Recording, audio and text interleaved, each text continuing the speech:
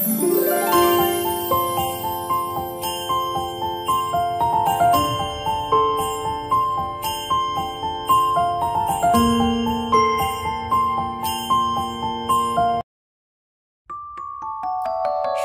জানাই জয় যিশু। স্বর্গের জীবন্ত ঈশ্বরকে জানাই অসংখ্য অসংখ্য ধন্যবাদ। ঈশ্বর আমাকে আজকের অনেকদিন পর আপনাদের সবার সামনে একত্রিত করেছেন। ঈশ্বর, তার জন্য মহান ঈশ্বরকে ধন্যবাদ জানাই। আজকের এই সুযোগ ঈশ্বর করে দিয়েছেন। ঈশ্বরের স্তবস্তুতি, আরাধনা, বন্দনা প্রভুর ইচ্ছা দিয়ে আমরা করতে পারছি, তার জন্য মহান ঈশ্বরকে ধন্যবাদ জানাই।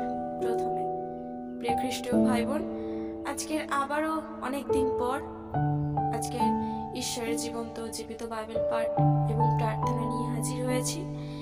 আমি বিশ্বাস করি আপনারা সবাই ভালো আছেন, সুস্থ আছেন, ঈশ্বরের বাক্যের সঙ্গে জড়িত আছেন। অনেকে আছেন হয়তো যে আমি যে বাইবেল পাঠ দিই এবং বাক্য দিই তার জন্য অপেক্ষা করছিলেন যে কেন এতদিন ধরে কোনো বাক্য বা বাইবেল পাঠ আসছে না। তাই আমি অত্যন্ত দুঃখিত ও লজ্জিত যে অনেক দিন ধরে আমি ঈশ্বরের কোনো বাক্য কিংবা বাইবেল পাঠ বা প্রার্থনা নিয়ে আসতে পারিনি।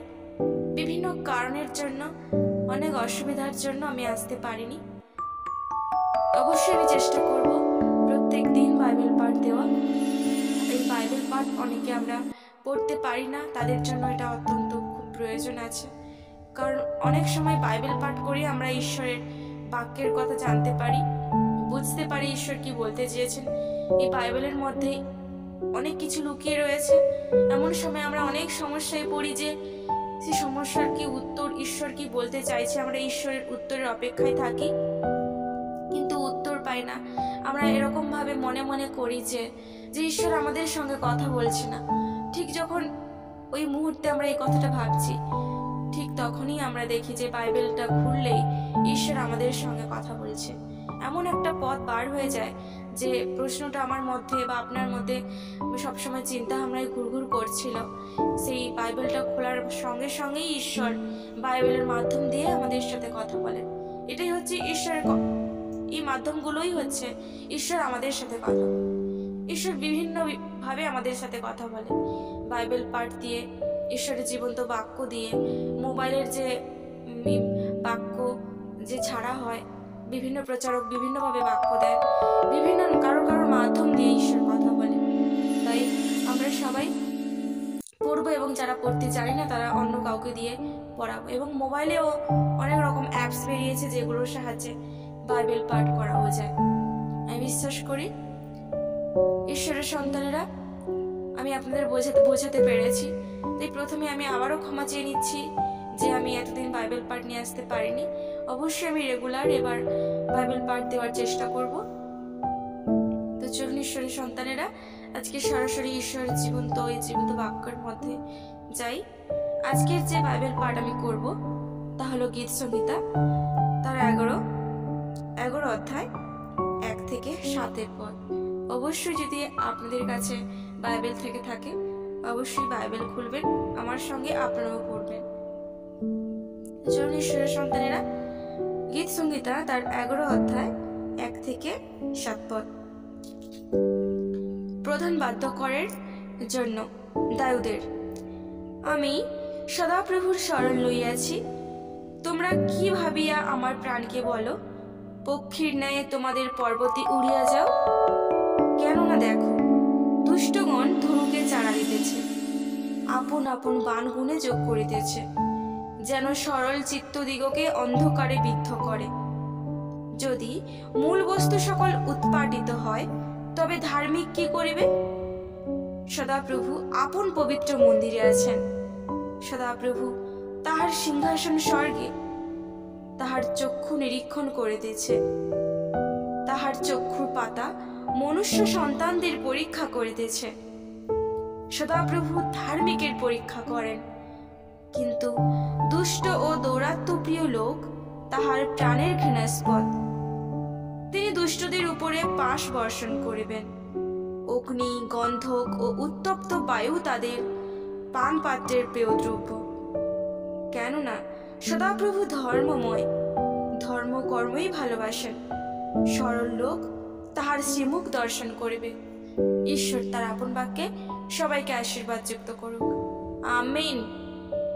দেখেছেন ঈশ্বরের সন্তানেরা, আমি যে বাইবেল পাঠটা আপনাদের পড়ে শোনালাম, এই বাইবেল পাঠের মাধ্যম দিয়েই ঈশ্বর কি বলতে চেয়েছে আমরা আশা করি কম বেশি সবাই বুঝতে পেরেছি। তো চলুন ঈশ্বরের সন্তানেরা, আমরা প্রার্থনায় যাই। যারা যেখানে যে অবস্থায় আছি অবশ্যই ঈশ্বরের প্রার্থনা নেওয়ার জন্য প্রস্তুত হই। আমরা সবাই একে অন্যের জন্য প্রার্থনা করব। আমাদের সবাই নিজেদের জন্য প্রত্যেকটা দিন প্রার্থনা করি। একদিন আমরা একে অন্যের জন্য প্রার্থনা করব। একদিন কেন, প্রত্যেকটা দিন এটা অভ্যাস করুন যে নিজের প্রার্থনা তো করছেনই, নিজের প্রার্থনার মধ্যে দিয়েও একে অপরের জন্য প্রার্থনা করতে শিখুন। অবশ্যই ঈশ্বর আপনাদের সবাইকে আশীর্বাদ করবে। এবং যেটা বলতে চাইছি, আপনাদের যদি কোনো প্রার্থনার প্রয়োজন থাকে, অবশ্যই হতে পারে যে আমি সেটা রেকর্ড করে ইউটিউবে ছাড়তে পারিনি সবার প্রার্থনা, কিন্তু অবশ্যই সেই কমেন্ট অনুযায়ী দেখে আমরা বাড়িতে বসে প্রার্থনা করি। অবশ্যই ঈশ্বর একে অন্যের প্রার্থনা শ্রবণ করে। ঈশ্বর বলেছে একটা প্রার্থনা সেটা যদি দ্বিতীয় কি তৃতীয় সবাই অনেকজন মিলে করা হয় এবং তাদের প্রার্থনা যদি এক থাকে, সেই প্রার্থনা ঈশ্বর শুনে থাকেন। সবার একত্রের প্রার্থনা ঈশ্বর শুনে থাকেন। তাই আমরা কারোর কোনো অসুবিধা হলে সবাই মিলে প্রার্থনা করব, তাহলে ঈশ্বর অবশ্যই আমাদের প্রার্থনা শ্রবণ করবে। তো চলুন ঈশ্বরের সন্তানেরা আমরা প্রার্থনায় যাই। হালেলুয়া। স্বর্গের মহান ঈশ্বর, জীবন্ত পিতা, সর্বশক্তিমান ঈশ্বর, প্রভু তোমার ধন্যবাদ করি, তোমার গৌরব করি, তোমার প্রশংসা করি পিতা। আজকের একটা সুন্দর দিন, সুন্দর সময় তুমি আমাদের প্রত্যেককে উপহার দিয়েছো, তার জন্য তোমার ধন্যবাদ করি পিতা গো। আজকে অনেক দিন পর আমি আমার এই ইউটিউব চ্যানেলে এসেছি, তুমি সেই সুযোগ করে দিয়েছো পিতা, তার জন্য তোমার ধন্যবাদ করি। আমি বিশ্বাস করি তুমি আত্মাতে এখানে উপস্থিত আছো এবং আমি যা বললাম আমি বললাম না, তুমি আমার মুখ থেকে বলালে প্রভু, তার জন্য তোমার ধন্যবাদ করি, তোমার গৌরব করি, তোমার প্রশংসা করি পিতা। এই মুহূর্তে যারা তোমার কাছে প্রার্থনা করছে, যারা তোমার কাছে শরণাপন্ন হয়েছে, তাদের সবার আত্মা আমি তোমার হস্তে সমর্পণ করি পিতা। সবার পাপ, অপরাধ, ভুল ত্রুটি, দোষ সমস্ত কিছু ক্ষমা করো, তুমি সবাইকে ধৌত করো পিতা। সমস্ত পাপ থেকে মুক্ত করো, সবাইকে তুমি তোমার মনের মতন তৈরি করো। আমরা প্রত্যেকে যারা তোমার বাক্যর মধ্যে জীবনযাপন করি, তোমার প্রত্যেকটা মনোনীত সন্তান সবাই যাতে পাপ থেকে দূর থাকতে পারে, তুমি সে আশীর্বাদ করো। তুমি তোমার আপন পালকে তাদের সবাইকে আবৃত করে রাখো পিতা। শয়তান তোমার কোনো সন্তানদের জীবনকে, তার পরিবারকে নষ্ট করতে না পারে, ধ্বংস করতে না পারে পিতা। তুমি স্বর্গ থেকে চেয়ে দেখো, আমি বলার আগে তুমি সমস্ত কিছু জানো। আজকের কত সন্তান সে অনেক অসুবিধার মধ্যে পড়ে আছে, কত কষ্ট, দুঃখ, যন্ত্রণার মধ্য দিয়ে জীবনযাপন করছে। আমি জানি যে তাদেরই ফল, তারা কোনো পাপ করেছে বা কোনো ভুল করেছে, তার জন্য তাদের জীবনে এত কষ্ট, দুঃখ পিতা গো। তুমি তাদের সবার প্রতি দয়া করো, কৃপা করো, করুণা করো পিতা। তুমি তো দয়াতে মহান, ক্রোধে ধীর পিতা। তাদের সকল পাপ অপরাধ ক্ষমা করে তুমি তাদের ভালোবেসে কাছে টেনে নাও পিতা। এবং তাদের পরিবারের প্রত্যেকটা মানুষকে, যারা যেরকম অবস্থায় আছে, যারা যে অসুস্থতায় আছে, আমি জানি না কাদের কি হয়েছে, তুমি সবাইকে জানো, চেনো, সবাইকে নাম ধরে জানো পিতা। সবাইকে তুমি সুস্থ করো, এই মুহূর্তে টাচ করে, স্পর্শ করে, মুহূর্তে প্রভু তুমি দয়া করো, কৃপা করো, সবাইকে তুমি সুস্থ করো প্রভু। যিশু নামেতে সবার সুস্থতা কামনা করি পিতা। সবার মধ্য থেকে শয়তান বেড়ে যায় প্রভু, যিশু নামেতে এই মুহূর্তে প্রভু তুমি টাচ করো। বিশ্বাস করে তুমি স্পর্শ করলে, সবাইকে তুমি আশীর্বাদ করলে প্রাণ ভরে, তার জন্য তোমার ধন্যবাদ করি, প্রার্থনা করি পিতা। আজকের অনেক মানুষ আছে যারা তোমাকে এখনো জানলো না, চিনলো না, পাপের মধ্যে জীবনযাপন করছে, মূর্তি পূজা নিয়ে দৌড়াচ্ছে প্রভু। তারা অন্ধকারে পড়ে আছে, যারা ব্যভিচার, লোভ, লালসা, হিংসা, মিথ্যে কথা, মানুষ খুন, বিভিন্ন পাপ কাজে জড়িত আছে পিতা গো। তাদের জন্য প্রার্থনা করি, তাদের জ্ঞান চক্ষু তুমি খুলে দাও, তাদের অন্ধকার জীবন থেকে আলোর পথে নিয়ে আসো। পৃথিবীর প্রত্যেকটা মানুষের হাঁটু যেতে তোমার কাছে প্রণিপাত হয়, সে আশীর্বাদ করো। পৃথিবী ধ্বংস হওয়ার আগে, তোমার দ্বিতীয় আগমন হওয়ার আগে প্রভু, সবার হৃদয়, অন্তর, মন, জ্ঞান চক্ষু তুমি খুলে দাও। তুমি টাচ করো, স্পর্শ করো, সবাইকে সেই শয়তানের হাত থেকে তুমি রক্ষা করো। বিশ্বাস করে তুমি আমার প্রার্থনা শ্রবণ করে, তার জন্য তোমার ধন্যবাদ। তোমার সকল মনোনীত সন্তানকে তুমি ভালো রেখো পিতা। তুমি নিজে ভালো থেকো, তোমার সমস্ত সন্তানকে ভালো রেখো। আমার এই প্রার্থনা নাসরত যিশু নামে চাই, আমেন। হালেলুয়া। জয় যিশু। বিশ্বাস করি প্রিয় খ্রিস্টীয় ভাই বোন, আজকের এই প্রার্থনার মাধ্যম দিয়ে ঈশ্বর আপনাদের সবাইকে আশীর্বাদ করেছেন। আপনারাও প্রত্যেকটা দিন এইভাবে প্রার্থনা করবেন, দেখবেন যে সমস্যায় আজকে আপনারা পড়ে আছেন, ঈশ্বর সবাইকে সেই সমস্যা থেকে দূরে নিয়ে আসবেন।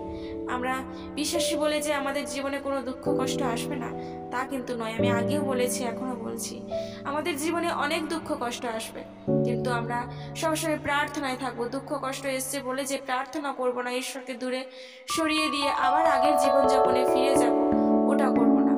আমরা সমস্যা এসছে তো কি হয়েছে, আমরা প্রার্থনা দ্বারা সেই সমস্যাকে সমাধান করব।